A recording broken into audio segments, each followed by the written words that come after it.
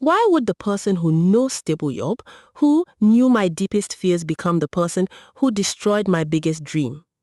That was the question I kept asking myself on the night I discovered the truth. The woman standing in front of me was not a stranger. She was not an enemy from my past. She was the person I had defended, protected, and loved like a sister. And the man beside her was not just any man. He was the man I thought would hold my hand through every storm. The man I believed would choose me even when the whole world turned against me. But life has a strange way of revealing people's hearts when you least expect it. My name is Amara Williams, and for years I believed kindness was a strength. I believed if you treated people well, they would remember your goodness. I believed loyalty created loyalty. I believed friendship meant standing beside someone, not secretly waiting for them to fall. I was wrong. I grew up in a small neighborhood outside Lagos where everyone knew everyone. It was the kind of place where people sat outside their homes in the evening, sharing stories while children played in the dusty streets. My mother always told me that a person's greatest wealth was not money, but the way people remembered them after they left a room. That lesson shaped me. I was not born into luxury. My father passed away when I was young, leaving my mother to raise me and my two younger brothers alone. I watched her wake up before sunrise every day, prepare food, travel to the market, and work until her hands became rough from years of sacrifice. She never complained. Whenever I asked why she worked so hard, she would smile and say, "A mother can survive many things when her children have hope." Because of her, I learned responsibility early. I learned that dreams were not built by wishing. They were built by patience, discipline, and determination. After finishing school, I started a small clothing business. At first, it was nothing more than a small table where I repaired clothes for neighbors. Some days I earned enough to buy food. Other days I went home with almost nothing. But I refused to give up. Slowly, people started noticing my work. They said my hands had a gift. They said I did not just sew clothes. I created confidence. Brides came to me because they trusted me with their most important moments. Women came because they knew I would never take advantage of them. My business was growing, but more importantly, I was building a reputation. And that reputation was something I valued more than money. During those years, there was one person who was always beside me, Helen.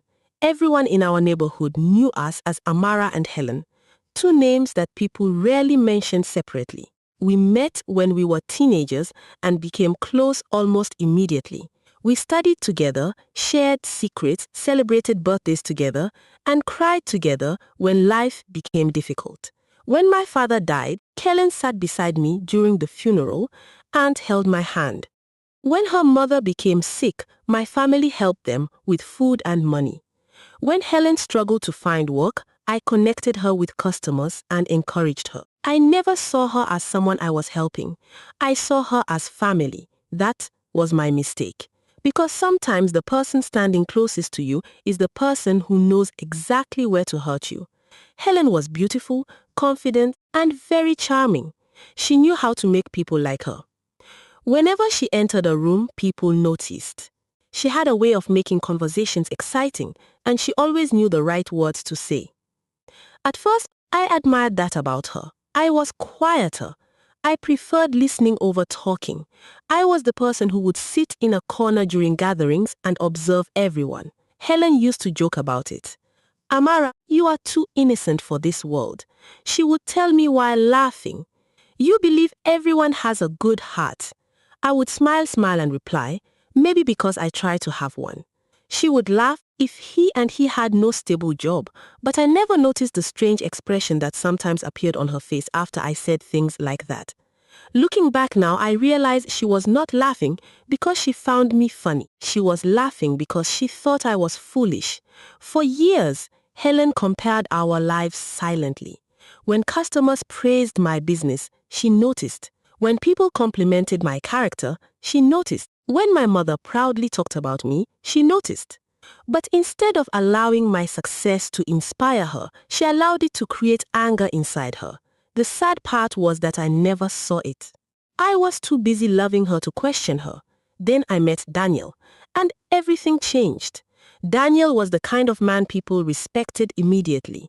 He was 32 years old, hardworking, calm, and focused. He worked as a construction project manager and had spent years building his career from nothing. He was not the type of man who tried to impress everyone. He did not show off. He did not chase attention. He simply carried himself with confidence. I first met him when his sister came to my shop to make a dress for a family event. Daniel came to pick her up, and our first conversation lasted less than 5 minutes. But something about him stayed in my mind. He was polite. He listened. He looked at people when they spoke. Those small things mattered to me. A few weeks later, his sister returned and smiled when she saw me. "Amara, my brother has been asking about you," she said.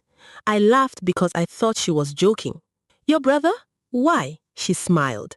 "Maybe because he likes your character." I felt embarrassed, but inside I was happy. When Daniel and I started talking, it felt natural. There was no pressure, no pretending. We talked about our dreams, our families, our fears, and the kind of future we wanted. He respected my ambition. He admired the fact that I built my business from nothing.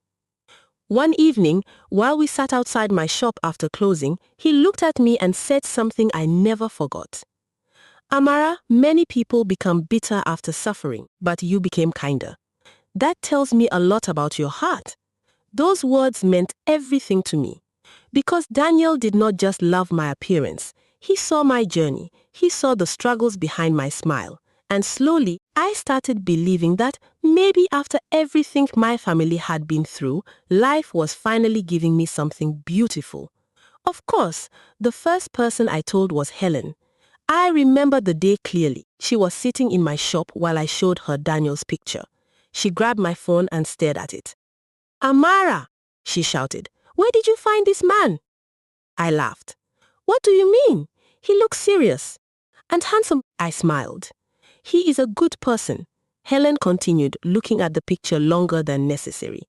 "He really likes you." "Yes." She handed my phone back and smiled. "I'm happy for you." At that moment, I believed her. I believed every word.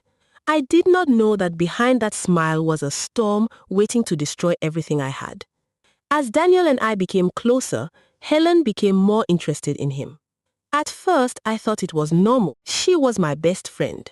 Of course, she would want to know the man I planned to marry. But slowly, I began noticing small things. She asked questions that felt too personal. What kind of women does Daniel like? What does he hate? Does he get angry easily? What does he do when he is upset? I laughed the first few times. "Helen, why are you interviewing my boyfriend?" She smiled. "I just want to understand him." I believed her. That was the problem. I always believed her. The day Daniel proposed to me was the happiest day of my life. He planned everything perfectly. It was simple, just the way I liked it. No huge crowd, no unnecessary attention. Just the two of us, surrounded by flowers and a feeling that my future was finally beginning. When he went down on one knee, tears filled my eyes. "Amara," he said, "I cannot promise you a perfect life, but I can promise you honesty, respect, and a love that will always fight for you." I said yes before he finished speaking. That night, I called Helen immediately. She screamed with excitement. "My best friend is getting married." Those words made me emotional. I hugged her when she came over. I told her, "You will stand beside me on my wedding day." She smiled and replied, "Of course I will." I did not know that those words would become a painful memory. Because while I was planning my wedding, while I was choosing colors and dreaming about the future, Helen was making plans of her own, plans that would change my life forever. And the worst part, I never saw it coming. The weeks after my engagement felt like I was living inside a dream. Every morning, I woke up with a strange happiness that made ordinary things feel special. Even opening my shop felt different. The same old sewing machine, the same shelves filled with fabrics, the same customers walking through the door, but everything looked brighter because I believed I was building a future with someone I loved. Daniel became more involved in my life. He visited my mother often, helped whenever he could, and treated my family with a respect that made my heart feel safe. My mother liked him from the beginning. One evening after he left our house, she sat beside me and smiled. "Amara, that man has peace in him." I smiled shyly. "Mom, you always know everything." She laughed softly. A mother notices things her daughter ignores. I did not understand what she meant at the time. I thought she was talking about love. I did not know she was warning me about people. As the wedding plans continued, Helen remained close to me. In fact, she became even closer. She volunteered to help with everything. She wanted to choose decorations, discuss outfits, and organize meetings. At first, I was grateful. I thought I was blessed to have such a supportive friend. Whenever people complimented Helen for helping me, I would proudly say, "She is not just my friend, she is my sister." Those words would later hurt me more than any insult, because I was not calling a friend a sister. I was giving someone access to my life who never truly valued it. The first strange moment happened during a dinner with Daniel and Helen. It was supposed to be a simple meeting. I wanted them to spend more time together because Daniel was becoming part of my family and Helen had always been part of my life. We sat in a small restaurant, laughing and talking. Everything seemed normal. Then Helen asked Daniel a question. "So Daniel, what is the one thing you cannot forgive in a relationship?" I looked at her and laughed. "Helen, why are you asking him such serious questions?" She smiled. "I am just curious." Daniel thought for a moment before answering. "Dishonesty." His expression changed slightly. "I can't forgive mistakes. Nobody is perfect. But when someone lies and makes you believe something false, that is difficult for me." I nodded because I knew Daniel valued honesty. But I noticed something. Helen became unusually quiet, only for a few seconds. Most people would not have noticed. But I knew her, or at least I thought I did. That evening, after dinner, she walked with me outside. "You are lucky," she said. I smiled. "I know." She looked at me. "Sometimes I wonder what it feels like to have someone choose you like that." I laughed. "You will find someone too." She smiled back. But there was sadness in her eyes. I felt sorry for her. I held her hand. "You know I will always be here for you." She looked at me for a long moment. I know, those two words sounded normal. But now when I remember them, they feel different. Because sometimes people accept your kindness while secretly planning how to use it against you. After my engagement, Daniel became busier because he wanted to save enough money for our future home. He worked long hours, traveled to different project sites, and sometimes returned exhausted. During those moments, I supported him. I never complained. I knew what it meant to chase a dream. But Helen started appearing more often during the times Daniel was stressed. At first, I thought she was simply helping. If Daniel had a difficult day, she would tell me, "Amara, you need to understand men. Sometimes they don't say when they are struggling." I appreciated her advice. I thought she cared. But what I did not know was that she was slowly creating a place for herself inside his emotions. She became the person who listened when he was frustrated. The person who asked if he had eaten. The person who told him everything would be okay. Things I would have done naturally if she had not positioned herself between us. One afternoon, Daniel called me while I was with a customer. I missed the call. When I called him back 30 minutes later, he sounded different. "Are you okay?" I asked. "Yes," but his voice was cold. "Daniel, what happened?" "Nothing. I knew something was wrong." "You can tell me." He paused. "It just feels like everyone is busy except me." I was confused. "What do you mean?" "I don't know, Amara. Forget it." That conversation bothered me. Daniel had never spoken to me that way before. That night, I called Helen. "I think Daniel is stressed," I told her. She sighed. "Men can become distant when they have problems. I just wish he would talk to me." "He will," she replied. Then she added something that sounded harmless. Just be careful not to pressure him too much. Some men pull away when they feel controlled. I listened because I trusted her, but I did not realize she was planting small doubts inside my mind.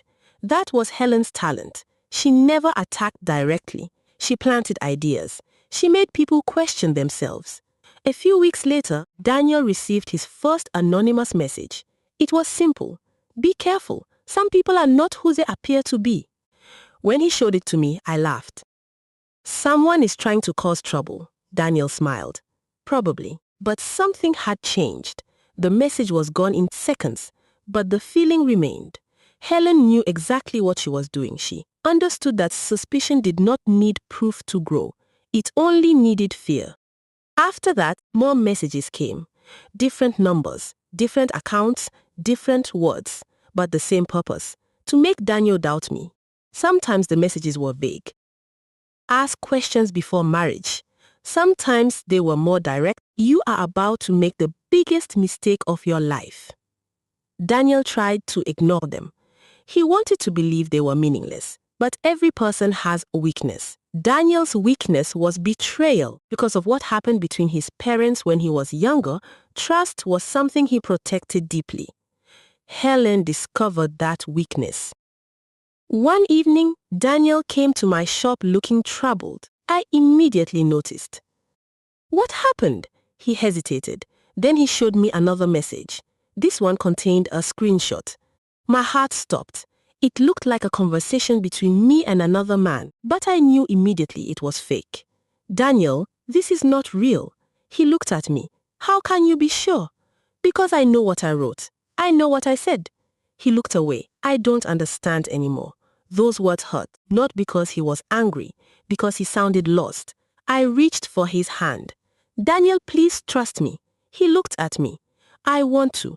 That sentence stayed with me, because hidden inside it was the beginning of the end. He wanted to trust me, but someone was teaching him not to. And that someone was closer than either of us imagined.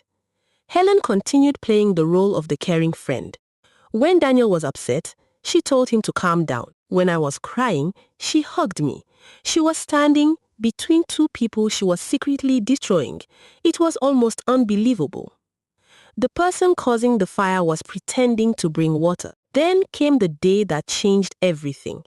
Daniel had planned a surprise birthday celebration for his mother. I knew about it because he told me weeks earlier. I wanted to help. I asked Helen to assist me with buying a gift. She happily agreed. We went shopping together. While we were walking through the market, Helen suddenly asked me a strange question. Amara, do you ever worry that someone could take your happiness away? I laughed. That is a strange question, she smiled. I'm just asking. I looked at her. No, I believe what is meant for me will stay. She looked away. I wish I had your confidence. I felt sorry for her again. I did not know I was feeling sorry for someone who was preparing to hurt me. The day of Daniel's mother's birthday came. Everything was beautiful. Family members gathered. Everyone was happy. Daniel looked proud. He held my hand throughout the evening. For a moment, I forgot all the strange things happening. I thought maybe everything was going back to normal. I was wrong, because while I was standing there beside the man I love, Helen was watching us. And for the first time, I saw something in her eyes. Not happiness, not friendship. Something darker, something I could not explain. It was the look of someone watching something they believed belonged to them. That night, after everyone left, Helen stayed behind to help clean. While we were alone, she said something that I would never forget. Amara, do you ever think some people just get everything easily? I looked at her. What do you mean? She shrugged. Nothing, but it was not nothing. It was a confession hidden inside a sentence. A warning I ignored. If he had no stable job, because I still believed Helen was my sister. I still believed the person who knew my pain would never become the reason for it. I still believed my love was stronger than someone else's jealousy. But jealousy does not need permission to grow. And Helen's jealousy had already grown into something dangerous, something that was about to destroy my relationship, my reputation, and everything I thought I knew about the people closest to me. The next morning, Daniel woke up to another message. This time, it was different. This time, the message contained a picture. If he had no stable job, a picture that would change everything. A picture that would make him question the woman he planned to marry. A picture that would make him believe the biggest lie of his life. And the person who sent it was someone he never suspected. The picture Daniel received that morning was carefully chosen. It was not something obviously fake. That would have been too easy. Helen understood something important about human emotions. People rarely believe a complete lie. They believe something that contains a small piece of truth. The picture showed me sitting at a restaurant with another man. To anyone looking quickly, it looked suspicious. The man sitting across from me was smiling. My hand was resting on the table near his. And the message attached to the picture said, "Ask your future wife who this man is. She has been keeping secrets from you." Daniel stared at that picture for several minutes. He wanted to throw his phone away. He wanted to believe it was another meaningless attempt to destroy his happiness. But the human mind is strange. Once doubt enters, it begins searching for reasons to survive. And Daniel already had doubts. That was exactly what Helen wanted. She did not need Daniel to hate me immediately. She only needed him to question me. Because once trust begins breaking, even small things start looking like evidence. That morning, Daniel did not call me. That was unusual. Normally, he called before leaving for work. Even on busy days, he would send me a message. But that day, nothing came. I noticed. I tried calling him. No answer. I waited. Still nothing. By afternoon, my heart was uncomfortable. I knew something was wrong. When he finally answered, his voice sounded distant. "Hello, Daniel, are you okay?" "Yes." "You sound upset." "I'm just tired." I became quiet. I knew him. Something was wrong. "Daniel, please tell me." There was silence. Then he asked, "Who is Michael?" My stomach dropped. "Michael? Yes. Who is he?" I searched my mind. Then I remembered. Michael was a fabric supplier, nothing more. "Daniel, he is someone I buy materials from." "Only that?" The way he asked the question hurt. "What are you saying?" "I'm asking a question." "No, you are not asking. You already decided something." He became silent. And that silence frightened me. Because anger can be explained, but silence means someone is fighting a battle inside their own mind. "Daniel," I said softly, "I have never hidden anything from you." He sighed. Then explained the picture. "What picture?" A few seconds later, my phone received the image. I opened it and my heart stopped. I recognized the location. It was the restaurant near the market. But I had never gone there romantically. Michael had invited me there because he wanted to discuss a large fabric order. That was all. But the picture was taken from an angle that removed all context. It made a business meeting look like a secret date. "Daniel, this is not what you think." "Everyone says that." The sentence hurt. "Everyone?" He did not answer. That was when I realized someone had been feeding him information. "Who sent this?" "Does it matter?" "Yes, Daniel, it matters." He became quiet. Then he said something that broke my heart. "Maybe I don't know you as well as I thought." I felt tears forming. "Daniel, after everything we have shared, you believe a picture from a stranger more than my waste words?" I don't know what to believe anymore. That was the moment I felt something changing. Not just in the conversation, in us. Because love can survive problems, but love struggles when one person starts fighting against an invisible enemy they refuse to identify. After the call ended, I sat in my shop for almost an hour without moving. Customers came and left. My sewing machine remained silent. I kept staring at the picture. Not because I doubted myself, because I was trying to understand how my happiness had suddenly become something I needed to defend. That evening, Helen came to visit. The timing was almost perfect. Too perfect. She entered my house carrying food. "I thought you and Daniel might be hungry." I looked at her. I wanted to smile, but I was tired. "Helen, something happened." Her expression immediately changed. "What happened?" I explained everything. I showed her the picture. She looked surprised, or at least she acted surprised. Oh my God, I nodded. Daniel thinks I'm hiding something. Helen sat beside me. That is terrible. I don't understand who would do this. She held my hand. Amara, sometimes people become jealous when they see happiness. Those words stayed in my mind because they were true. But I did not realize the jealous person was sitting beside me. Helen continued, maybe you should be careful. I looked at her. Careful about what? She hesitated. I don't know. Just, sometimes we think we know everyone. I felt a strange feeling, a small discomfort, like a voice inside me telling me something was wrong. But I ignored it, because the person saying those words was Helen, my best friend, the woman I trusted. The next few weeks became painful. Daniel changed, not completely. That would have been easier. Instead, he became a different version of himself. Some days he was loving, some days he was cold, some days he apologized for doubting me. Other days he acted like he was still searching for proof against me. I felt like I was constantly standing in court, trying to prove my innocence, and the worst part, I did not know who the judge was. One evening, I finally asked him, Daniel, do you still believe in us? He looked at me for a long time. I want to. That is not an answer. He looked away. I'm trying, I nodded slowly, but inside something broke because I realized something painful. A person can love you and still hurt you. Daniel was not trying to destroy me, but his inability to trust me was slowly doing exactly that. Meanwhile, Helen became closer to him. At first, it happened through simple conversations. She would check on him. She would ask how work was going. She would tell him things like, Amara is going through a lot. Please be patient with her. Those words sounded supportive, but hidden inside them was another message. She is struggling. She is difficult. You need someone calmer. Helen knew exactly how to make herself look innocent.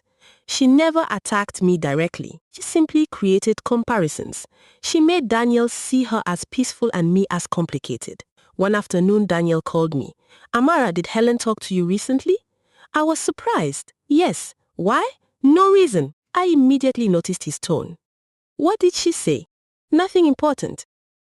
Daniel. He became quiet. Then he said, she told me you have been stressed because of wedding preparations. I frowned. That's true, but she said, sometimes you feel pressured. I became confused. Everyone feels pressure sometimes. Yes, but she said you don't always tell me when something bothers you. I was silent, because that was true. Sometimes I kept things inside, but not because I was dishonest, because I did not want to burden him.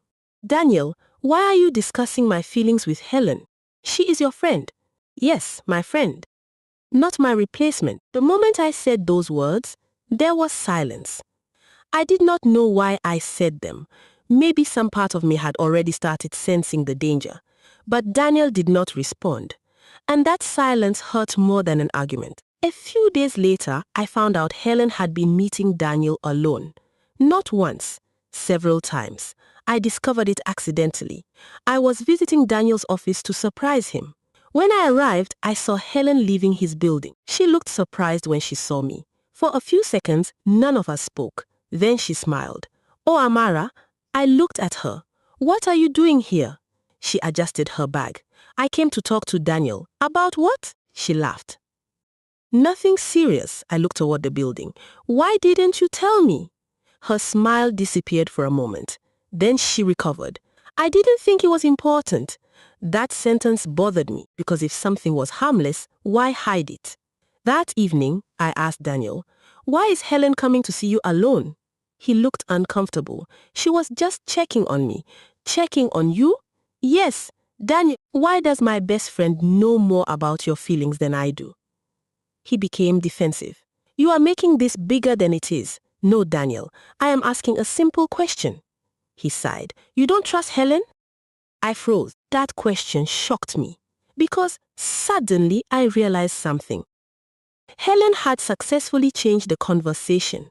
Instead of discussing why she was getting closer to my fiancé, we were discussing whether I trusted her. That was her gift. She could make the victim look suspicious. I walked away from that conversation with tears in my eyes, not because I thought Daniel loved Helen. Not yet. But because I felt something slipping away, something I could not hold, something I could not fix. That night my mother noticed I was crying. What happened? I sat beside her. I think I'm losing Daniel. She looked concerned. Why? I told her everything. The messages, the pictures, Helen's involvement. My mother became quiet. Then she said something that made me uncomfortable. Amara, open your eyes. I looked at her. What do you mean? She held my hand. Sometimes the person comforting you during your pain is the same person who caused it. I shook my head. No, Mommy, not Helen. My mother looked at me sadly. You are defending her quickly because she is my friend, my mother sighed. That is exactly why you may not see clearly. I wanted to argue. I wanted to tell her she was wrong. But something inside me became uneasy because deep down there were questions I had avoided. Why was Helen always around Daniel? Why did she know things she should not know? Why did she always appear when problems happened? I tried to push those thoughts away because not accepting them meant accepting something impossible. That my best friend could betray me. But sometimes the truth is painful because it destroys the version of reality we wanted to believe. And my reality was about to collapse. Because Helen was not finished. The biggest attack had not happened yet. She was preparing something that would not only destroy my relationship with Daniel. If he had no stable job, it would destroy the way everyone saw me. And when that day arrived, I would finally understand the truth my mother had been trying to show me. The closest person to you can sometimes be the most dangerous person in your life. The weeks that followed became the most confusing period of my life. I was trapped between what my heart wanted to believe and what my eyes were slowly beginning to notice. My heart still believed in Helen. It remembered the years we spent together. The school days was the school days, the secrets, the laughter, the moments when she stood beside me during difficult seasons. My heart kept saying, she would never do this. But my mind was starting to ask a different question. What if she already has? That question frightened me because losing Daniel would hurt, but losing Helen would destroy something much deeper. Daniel was the man I loved, but Helen was the person I thought I could trust. And betrayal from someone close cuts differently. A stranger can hurt you, but a friend knows exactly where your heart is located. And Helen knew mine. She knew my weaknesses. She knew my dreams. She knew how much Daniel meant to me. She knew everything. And somehow that knowledge became the weapon she used against me. One Saturday morning, I went to Daniel's apartment because I wanted us to talk properly. I did not want another phone conversation filled with silence and misunderstanding. I wanted to look into his eyes. I wanted him to remember who I was, the woman who stood beside him before things became complicated. When I arrived, he looked surprised. Amara? I smiled weakly. Can we talk? He stepped aside and allowed me in.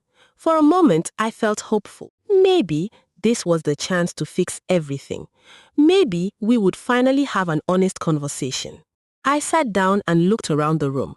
The same room where we had laughed together. The same place where he once told me he could see a future with me. Now it felt unfamiliar, like I was visiting a place where I no longer belonged. Daniel, I started, I need you to answer me honestly. He nodded. Okay, do you still believe I am the woman you wanted to marry?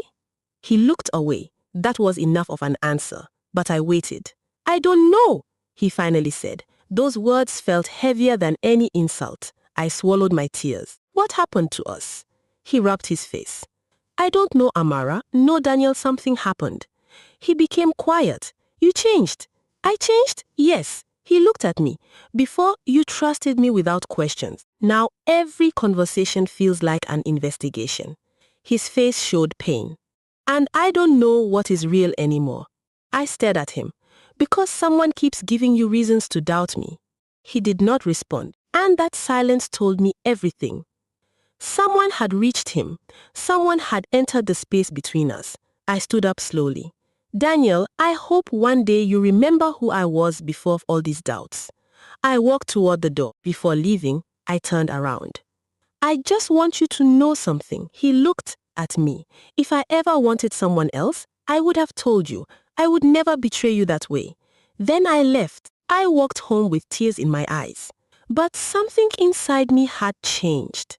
For the first time, I stopped trying to convince someone to believe my truth, because a person who loves you should not need endless proof that you are honest. Meanwhile, Helen continued moving carefully. She knew I was becoming suspicious, so she changed her approach. Instead of appearing close to Daniel, she became distant around me. She wanted me to feel guilty for doubting her. One afternoon, she came to my shop looking hurt. "Amara, can I ask you something?" I looked up from my sewing machine. "Of course." She sat down. "Do you think I would ever betray you?" The question surprised me. I did not know how to answer, because recently I had started asking myself that same question. "Helen, why are you asking me that?" She looked down. "Because I feel like you don't trust me anymore." I became quiet. She continued. "I have been your friend for years. I have supported you. I celebrated your happiness. But now suddenly, I feel like I am the enemy." Her eyes filled with tears. It was convincing, almost perfect. And for a moment, the old Amara wanted to apologize. The old Amara wanted to hug her. The old Amara wanted to say, "I'm sorry for doubting you," but something stopped me. A small voice inside me said, "Look carefully." So instead of comforting her immediately, I asked, "Helen, why are you always talking to Daniel privately?" Her expression changed, only slightly. But I noticed. "Privately? Yes." She laughed nervously. "Amara, seriously? I'm asking a question." She leaned back. "I was helping because you two were having problems." I nodded. "But why didn't you tell me?" She became defensive. "Because I knew you would react like this." That answer confused me. Like what? Like I'm doing something wrong. I stared at her. The conversation was going exactly how she wanted. The focus was shifting. Again, instead of explaining her behavior, she was making me defend myself. That was when I realized something important. Helen was always controlling the conversation. She never answered the real questions. She redirected them. She made herself the victim.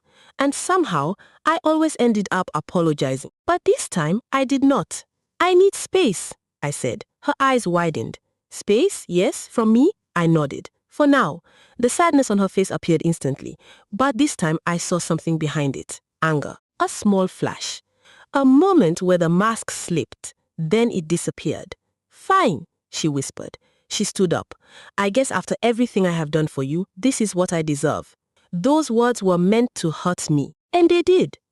But I stayed silent, because sometimes silence is the only way to protect yourself from manipulation. After Helen left, I sat alone in my shop. I cried. Not because I believed I was wrong, but because accepting the truth was painful. I was beginning to see Helen differently, and once you see someone's true character, you cannot unsee it. A few days later, something unexpected happened. I received a message from an unknown number. Normally, I would have ignored it. But the message contained something that made my heart stop. It said, "You need to know the truth about Helen." My first reaction was fear. I stared at the screen. Who was this person? Was it another trick? Another attempt to create more confusion? I almost deleted it. Then another message arrived. "Meet me if you want to know what really happened." I hesitated. I knew I should not trust strangers. But something inside me told me to investigate. The meeting place was a small cafe far from my neighborhood. I arrived early. I sat in the corner, watching everyone who entered. After 10 minutes, a young man walked in. He looked nervous. He looked around before approaching my table. "Are you Amara?" I nodded. "Who are you?" "My name is Samuel." I waited. He sat down. "I know this will be difficult to believe." I said nothing. He took a deep breath. "Helen paid me." My body became still. "Paid you for what?" He looked uncomfortable. "To pretend?" "Pretend what?" He looked down. "To make Daniel believe things about you." For a moment, I could not understand what he was saying. My mind rejected it, because accepting it meant accepting everything. "Helen paid you?" He nodded. "When?" Before your engagement ended, my hand started shaking. Explain. Samuel looked around. She wanted Daniel to see me around you. She wanted him to think there was something between us. I felt like the room was spinning. No, I'm sorry. No. I repeated it because I needed to hear myself say it. No, Samuel continued. She told me Daniel had trust issues. She said if he saw enough things, he would leave you. My eyes filled with tears. All the strange moments, all the messages, all the doubts, all the pain. Suddenly, they connected like pieces of a puzzle I never wanted to complete. Why are you telling me now? Samuel looked ashamed. Because I thought it was just jealousy. I didn't know she wanted to destroy your life. I wiped my tears. Do you have proof? He nodded. Yes. He reached into his bag and placed his phone on the table. There were messages, conversations between him and Helen, instructions, payments, plans, everything. I stared at the screen, and for the first time, I saw the full picture. Helen did not accidentally hurt me. She planned it. She studied me. She studied Daniel. She waited, and then she attacked. I left that cafe feeling like my entire past had collapsed. The woman I defended for years had been the person trying to destroy me.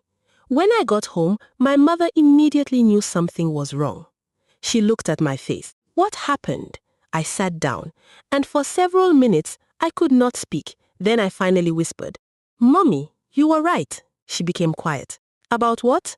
Helen. My mother closed her eyes, not because she was surprised, because she was hurt. She came and sat beside me. My daughter. I cried. She did everything. My mother held me, and for the first time in months, I allowed myself to stop pretending I was okay. I cried for the friendship I lost. I cried for the love that was damaged. I cried for the version of myself that trusted everyone without fear. But after the tears came something else, clarity. I finally understood. Helen did not win because she was smarter. She won because I never imagined I needed protection from her, and that was the mistake. The next morning, I woke up different. I was still hurt, but I was no longer confused. Confusion gives people power. Truth takes it away. I looked at myself in the mirror and made a promise. I would not beg Daniel to believe me. I would not chase Helen for answers. I would not destroy myself trying to prove my innocence. The truth was already alive, and soon everyone would see it, including the two people who thought they had broken me forever. The morning after I discovered the truth, I expected to feel stronger. I expected that knowing Helen's secret would somehow remove the pain, but that did not happen. Truth can set you free, but sometimes freedom comes after a painful battle. I woke up with the same memories, the same engagement, the same unanswered questions, the same image of Daniel looking at me with doubt in his eyes. But there was one difference. I finally knew I was not imagining things. For months, I had questioned myself. I wondered if I had done something wrong. I wondered if I had been too emotional. I wondered if maybe Daniel had a reason not to trust me. But now I knew. Someone had deliberately planted those doubts. Someone had carefully destroyed what I had built, and that person was the woman I once called my sister. My mother watched me quietly that morning. She knew something had changed. You slept differently, she said. I looked at her. What do you mean? You are still hurt, but your eyes are different. I smiled sadly, because I finally know the truth. She nodded. Truth is painful, but confusion is worse. Those words stayed with me. For the first time in months, I stopped blaming myself. I stopped asking what I could have done differently, because the reality was simple. I was fighting a battle I did not know existed, and nobody can defend themselves from an attack they cannot see. I decided not to confront Helen immediately. My emotions wanted revenge. My heart wanted to scream. I wanted to walk into her house and ask how she could betray me after everything. But my mother stopped me. Amara, anger can destroy your own plans. I looked at her. She deserves to know I found out. Yes, my mother replied. But make sure when you speak, you are not speaking from pain. Speak from strength. That advice changed everything. I decided I would not give Helen the satisfaction of seeing me broken. I would not walk into her trap emotionally. I would move carefully. Because if Helen was capable of planning my downfall, I needed to understand something. She was not acting randomly. She had a reason, and I wanted to know why. A few days later, I contacted Samuel again. I needed more information, not because I wanted revenge, because I needed the complete truth. When we met again, he looked uncomfortable. I feel terrible about this, he said. I looked at him. You should. He lowered his head. I know. I studied his face. Why did Helen choose you? He hesitated. She said I looked believable. Believable? Yes, he sighed. She said Daniel needed to see someone who looked harmless, someone who would not appear like a threat. I felt sick. She planned everything. Samuel nodded. She studied Daniel. What do you mean? She knew what affected him. She knew he hated lies because of his parents' marriage problems. My heart sank. Helen knew. Of course she knew. I had told her. I had shared Daniel's fears with her. I had trusted her with personal information, and she used it as a weapon. Samuel continued. She also told me something else. What? He looked at me carefully. She said you were too trusting. I felt a sharp pain in my chest. Those words hurt because they sounded familiar. Helen had said the same thing many times. You are too innocent. You believe everyone. You are too soft. But now I understood. She was not warning me. She was studying me. She saw my kindness as weakness. She saw my loyalty as stupidity. And that realization hurt more than the betrayal itself, because I had spent years loving someone who secretly looked down on me. What else did she say? I asked. Samuel hesitated. She said you always got lucky. I became quiet. There it was. The real reason, not love, not Daniel. Jealousy, pure jealousy. Helen did not want my life because she loved Daniel. She wanted my life because she believed mine should have been hers. She wanted my respect, my relationship, my happiness, everything. And because she could not create her own happiness, she decided to steal mine. When I returned home, I sat in my room for hours. I looked at old pictures of Helen and me, birthday celebrations, family gatherings, moments when we laughed until our stomachs hurt. I wondered, was any of it real, or was she pretending all those years? That question was painful because I did not know the answer. Maybe there were moments when she truly cared. Maybe there were moments when jealousy had not completely taken over. But somewhere along the way, something changed. Something dark grew inside her. And instead of dealing with it, she allowed it to destroy everything. Meanwhile, Daniel had no idea what was happening. He was still carrying the belief that I had betrayed him, and that was the part that hurt the most, because even after everything, a part of me still cared about him. I still remembered the man who made me laugh.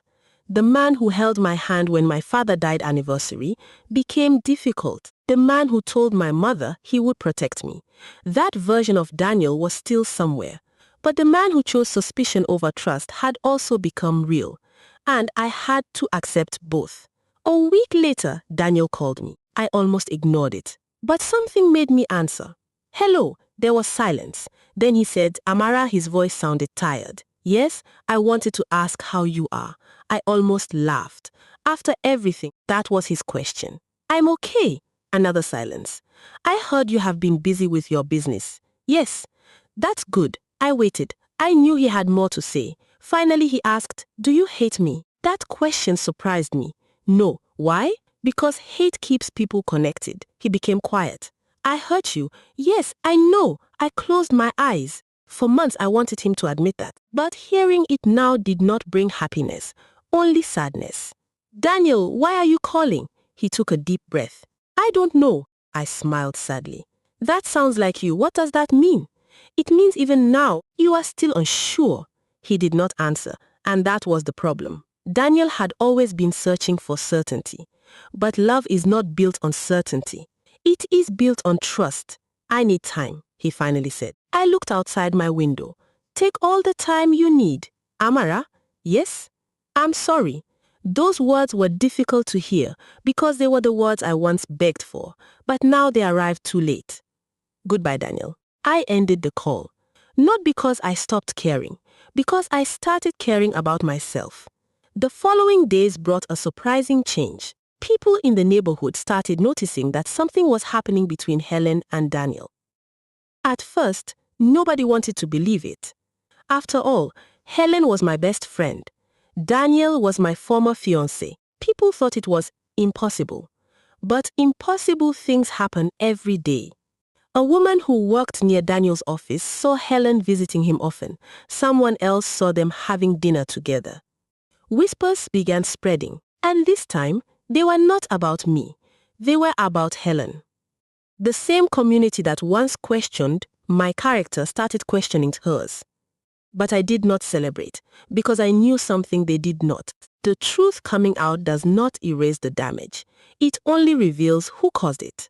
One afternoon, Helen called me. I stared at the screen. Her name appeared like a memory from a life I no longer recognized. I almost ignored it, but I answered. Hello. For several seconds, she said nothing. Then, Amara, her voice sounded different, less confident, less controlled. What do you want? She took a breath. I heard you have been saying things about me. I almost smiled. You mean the truth? Her silence told me everything. So you know? Yes, another silence. Who told you? I laughed softly. That is what you care about. Amara, listen. No, my voice surprised even me. No, Helen, I listened for years. She became quiet. I listened when you advised me. I listened when you comforted me. I listened when you told me everyone was dangerous. My voice became emotional, but I never listened when your actions were showing me who you really were. Amara, no, I continued. You called me dumb. She froze. I heard what you said. I had not heard it directly before, but Samuel had told me. Helen had once laughed with someone and said, Amara is too dumb to notice anything. Those words hurt, not because they insulted my intelligence, because they revealed how she saw me. She thought kindness meant stupidity. Helen became defensive. I was angry. No, you were jealous. That is not true. It is. I took a deep breath. You didn't steal Daniel because you loved him. You stole him because you wanted to prove you could take something from me. She became silent, and that silence was her answer. For the first time in years, Helen had no perfect response. No excuse, no explanation, only silence. Then she said something unexpected. I never thought it would go this far. I closed my eyes. That sentence confirmed everything. You never thought destroying my relationship would have consequences? I just wanted, she stopped. What? I wanted you to know what it felt like. What felt like to be chosen. My heart became heavy because for one second, I saw the broken person underneath the jealousy. But sympathy could not erase betrayal. Helen, you wanted to be chosen, but you destroyed someone who chose you. She started crying. I'm sorry. I believed she was sorry.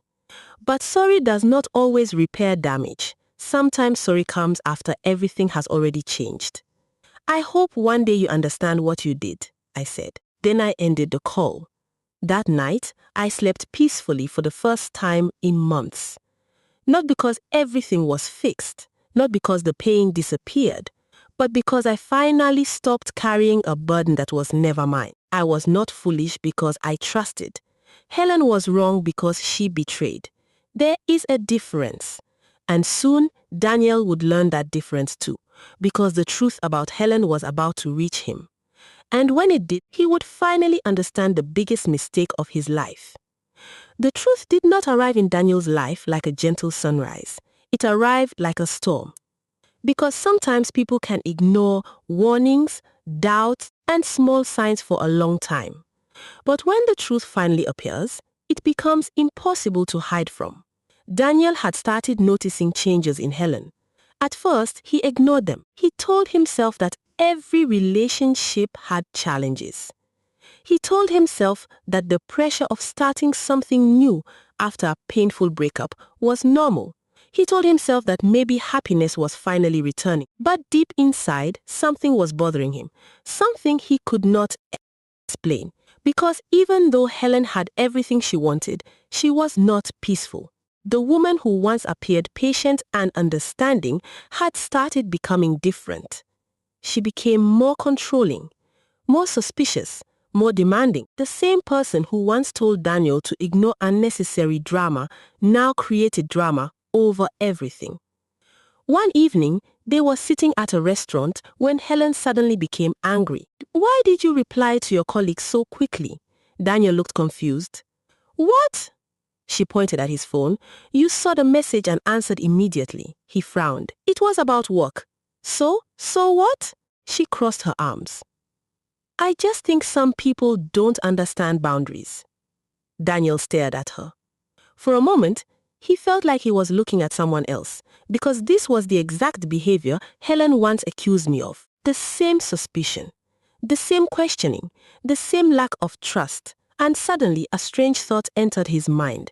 Was this who she really was? Or was this the person she had always been? Daniel began remembering moments he had ignored. The way Helen always knew details about our relationship. The way she always appeared whenever we had problems. The way she seemed to understand his doubts too perfectly. At the time, he believed it was because she cared. Now, he wondered if it was because she created those doubts.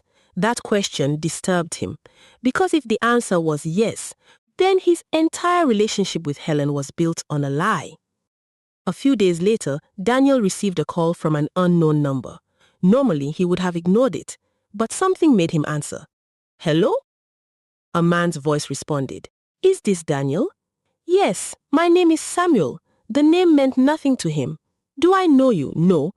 But you need to know what happened before you marry Helen." Daniel became silent. His heart started beating faster. "What are you talking about? I was involved." "Involved in what?" Samuel took a deep breath. "The reason you left Amara." Daniel stood up immediately. "What?" "I know you don't believe me, but I have proof." Daniel looked around the room. Suddenly, everything felt different. "What proof? Meet me." Daniel almost refused. Part of him wanted to believe this was another attempt to create trouble, but another part of him, the part that had been uncomfortable for weeks, wanted answers. They met the next day. Samuel looked nervous. Daniel noticed immediately. This was not someone trying to create drama. This was someone carrying guilt. "Tell me everything," Daniel said. Samuel looked down. "Helen paid me." The words felt impossible. Daniel stared at him. "Paid you for what?" "To make you believe Amara was hiding something." For several seconds, Daniel could not speak. "No," Samuel nodded sadly. "I understand why you don't want to believe it." "No," Daniel repeated the word. "No, because that makes no sense." Samuel opened his phones. "I have messages." He handed it over. Daniel looked. At first, he did not understand what he was seeing. Then he saw Helen's name. His hands became cold. The messages were clear: instructions, payments, plans, dates, everything. Daniel read slowly. Every line felt like another piece of his heart breaking. "She said you would leave Amara if you believed she was dishonest." Daniel looked up. "When? Before your engagement ended?" He shook his head. "No," Samuel continued. "She knew your weakness. She knew you hated lies. She used that." Daniel sat back. The world around him became quiet, because suddenly every memory had a different meaning. The anonymous messages, the screenshots, the strange meetings, the questions, everything, and the most painful memory of all, my face, my tears, my voice begging him to believe me. He remembered the day he ended everything. He remembered how desperate I looked, how hurt I sounded, and he remembered choosing doubt. A heavy feeling entered his chest. Regret. The kind of regret that does not leave. "Why are you telling me this now?" Daniel asked. Samuel looked ashamed. "Because I realized I helped destroy an innocent person." Daniel closed his eyes. He wanted to be angry, but he was also angry at himself, because Samuel had participated. But Daniel had made the final decision. Nobody forced him to walk away. Nobody forced him to break my heart. He had chosen. When Daniel returned home that evening, Helen immediately noticed something was wrong. "You look upset." He looked at her. For the first time, he did not see the woman he thought he loved. He saw the person behind the mask. "Did you ever love Amara?" The question shocked her. "What? Answer me." Her face changed. "Why are you asking me that?" Because I want the truth, she became nervous. What happened? Daniel laughed bitterly. That is exactly the problem. What? You always ask what happened before answering. Silence. He placed his phone on the table. The messages were open. Helen looked at them. For a second, her face changed. Fear, real fear. Then she recovered. Daniel, I can explain. Those words, those exact words. They reminded him of me. The day I said the same thing. The day he refused to listen. Explain what? She stepped closer. It's not what you think. He looked at her. Interesting. What?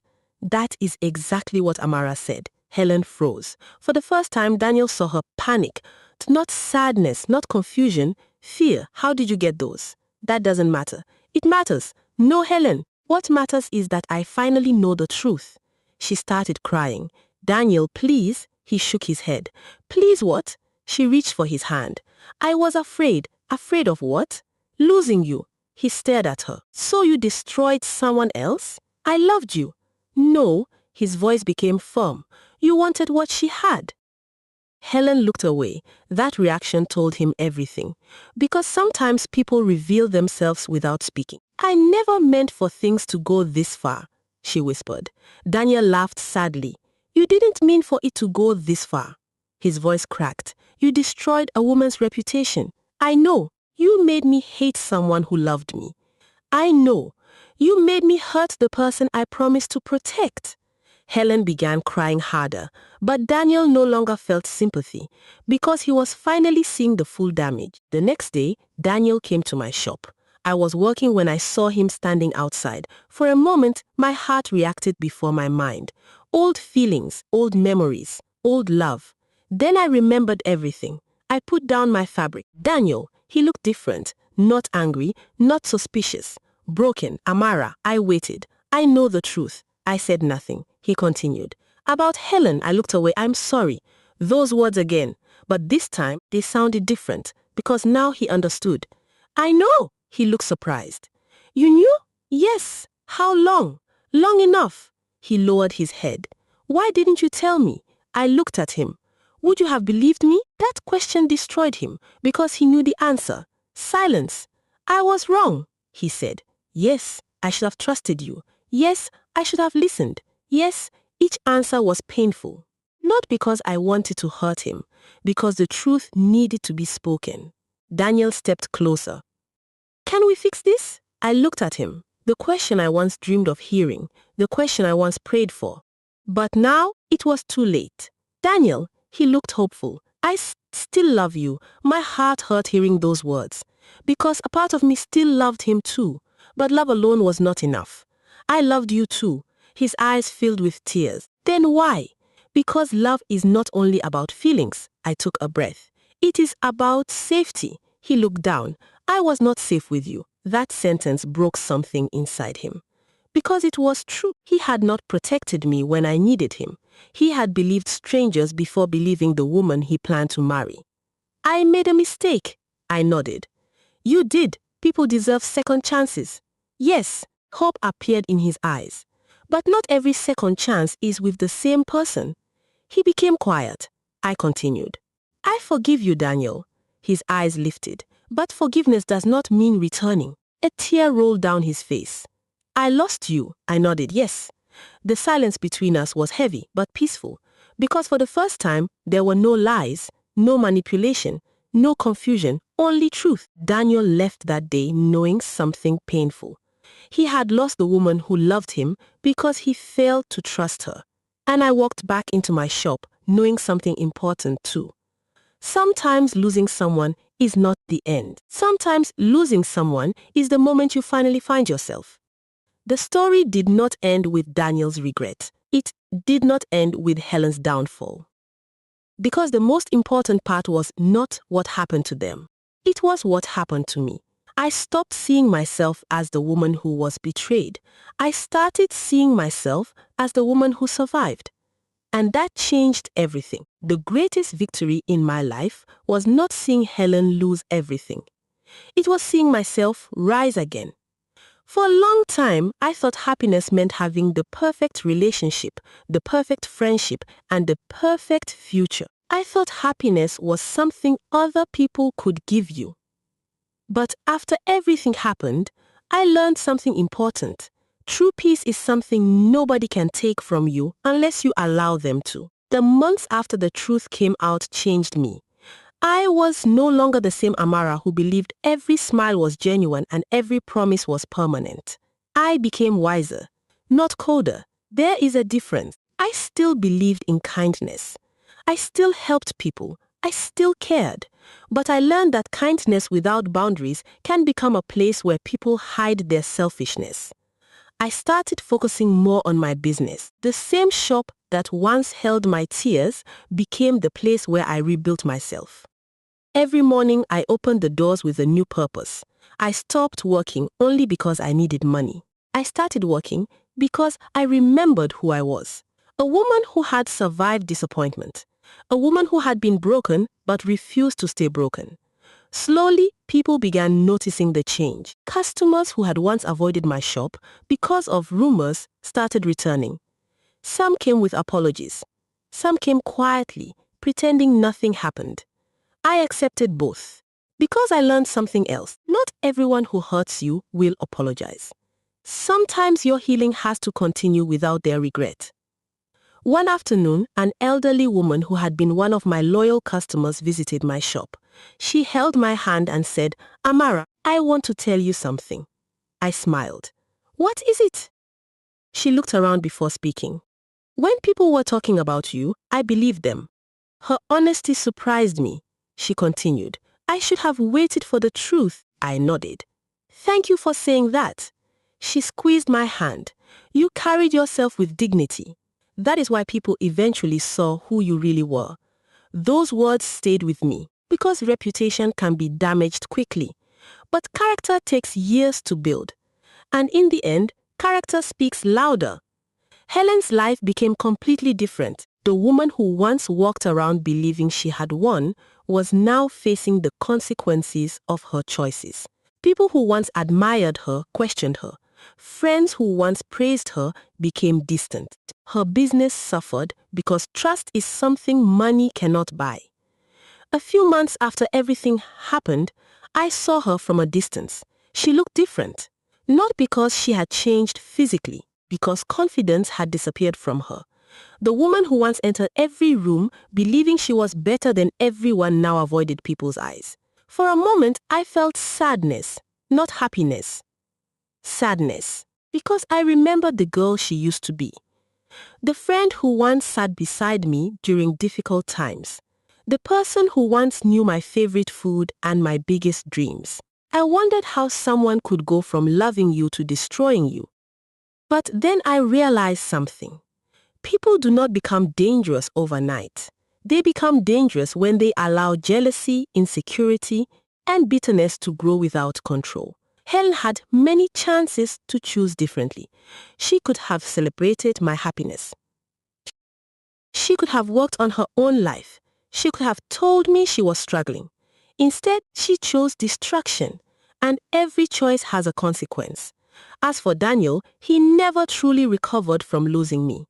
I heard from people that he became quieter. He focused on work. He stopped talking about relationships. Some people said he regretted everything. I believed them.